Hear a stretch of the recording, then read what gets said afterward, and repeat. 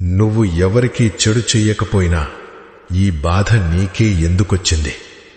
నువ్వు ఎవ్వర్నీ ఏడిపించలేదు, ఎవ్వరి జీవితంలోనూ విషం చిమ్మలేదు.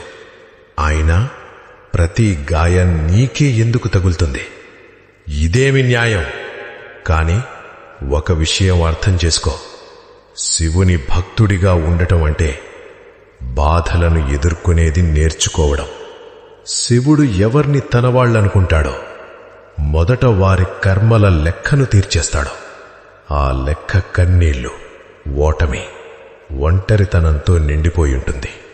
నువ్వు కుంగిపోయింది నువ్వు చెడ్డవాడివి కాబట్టి కాదు, నువ్వు మంచివాడివి కాబట్టి. శుద్ధమైనది మాత్రమే కరిగించబడుతుంది. పాపం చేసిన వాళ్ల సమయం కూడా వస్తుంది.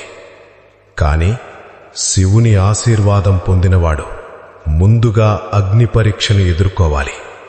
అప్పుడు మాత్రమే అతను బలహీనుడు కాదు, శివుని యోధుడిగా మారుతాడు. కాబట్టి భయపడకు. నీ కన్నీళ్లు వృధా కాలేదు.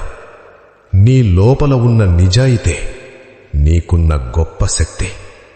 ఎవడైతే నీ నుంచి అన్నీ దూరం చేశాడో వాడే నిన్ను శివునికి మరింత దగ్గర చేశాడు. ఇప్పుడే లేచి నిలబడు. నీ బాధనే నీ శక్తిగా మార్చుకో. ఎందుకంటే ఈరోజు ఎవరైతే పోగొట్టుకొని ఉన్నారో వారే రేపు శివుని ఆయుధంగా మారుతారు.